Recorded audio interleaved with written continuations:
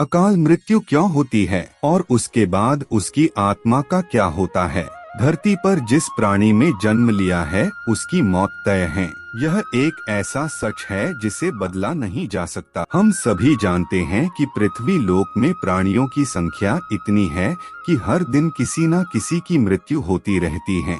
जाहिर सी बात है कि हर मनुष्य को मोक्ष प्राप्त नहीं होता। इनमें से कुछ ऐसे भी होते हैं जिनकी आत्मा सदियों तक पृथ्वी लोक में ही रह जाती है। इसका कारण है उनकी अकाल मृत्यु हो जाती है। आपने कई बार देखा होगा कि आए दिन लोग सड़क दुर्घटना या फिर किसी आपदा का शिकार हो जाते हैं और अपनी जान गंवा बैठे हैं। ऐसी मौतों को धर्म शास्त्रों में अकाल मृत्यु कहा गया है।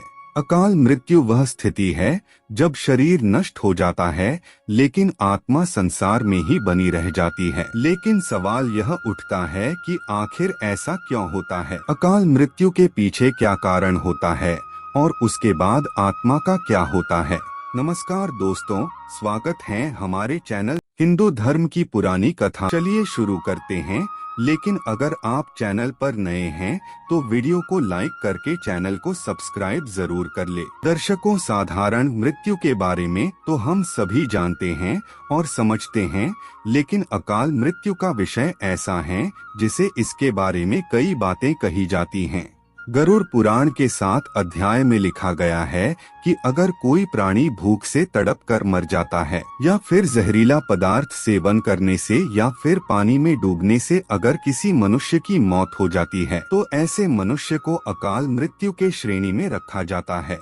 दोस्तों, अकाल मृत्यु किसी कारण से हो सकती है, फिर चाहे वह किसी रोग के कारण हो, यह दुर्घटना के कारण। ऐसे में मनुष्य अक्सर यही सोचता है कि काश ये उनके साथ नहीं हुआ होता तो शायद इसकी मृत्यु नहीं होती। गरुड़ पुराण में विष्णु जी के वाहन गरुड़ राज ने श्री हरि से यह प्रश्न पूछा था कि जब वेदों में मनुष्य की उम्र 100 साल निश्चित की गई है तो उनकी अकाल मृत्यु क्यों हो जाती है। इस सवाल के उत्तर में श्री हरि तर्क देते हैं कि यह सच है, वेदों में मनुष्य की उम्र 100 साल निर्धारित की गई है, परंतु इसमें दुष्कर्म को नहीं मिलाया गया है। यानी हर इंसान की मृत्यु तभी होती है जब उसके पास धर्म कार्यों के लिए शक्ति नहीं होती है या फिर उसका शरीर उसे धर्म कार्य करने की इजाजत नहीं देता। इसके अलावा जब कोई इंसान अपनी इच्छा से धर्म कार्यों को त्याग देता है तो पृथ्वी पर उसके जीवन की अवधि कम होती जाती है। देखा जाए तो हर इंसान का कर्म होता है, उसका धर्म होता है। ऐसे में इंसान की मृत्यु तब होती है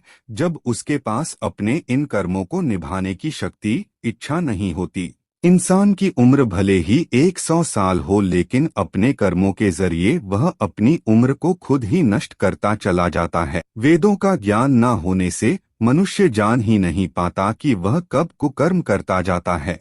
अब बात आती है कि अकाल मृत्यु के बाद आत्मा का क्या होता है। गरुड़ पुराण में विष्णु जी यह भी कहते हैं कि मनुष्य के जीवन के 7 चक्र निश्चित है। ऐसे में अकाल मृत्यु को प्राप्त होने वाले जो मनुष्य इस चक्र को पूरा नहीं कर पाते उसे मृत्यु के बाद भी कई प्रकार के कष्ट भोगने पड़ते हैं। दरअसल अचानक मृत्यु होने की वजह से मनुष्य की इच्छा, कामना और तृष्णा बनी रहती है जो कभी पूरी नहीं हो पाती। ऐसे में शरीर तो नष्ट हो जाता है। इस स्थिति में अकाल मृत्यु वाली आत्माएं अपने परिजनों और जीवित लोगों को भी कष्ट पहुंचाती हैं। गरुड़ पुराण में बताया गया है कि प्राकृतिक मौत से मरने वाले मनुष्य को 3, 10, 13 या 40 दिन में दूसरा शरीर प्राप्त हो जाता है, जबकि अकाल मृत्यु व्यक्ति भूत, प्रेत, पिशाच, कुष्मांडा, ब्रह्म, राक्षस, बेताल और छत्रपाल योनि में भटकता रहता है। उनकी आत्मा को आसानी से शांति नहीं मिलती।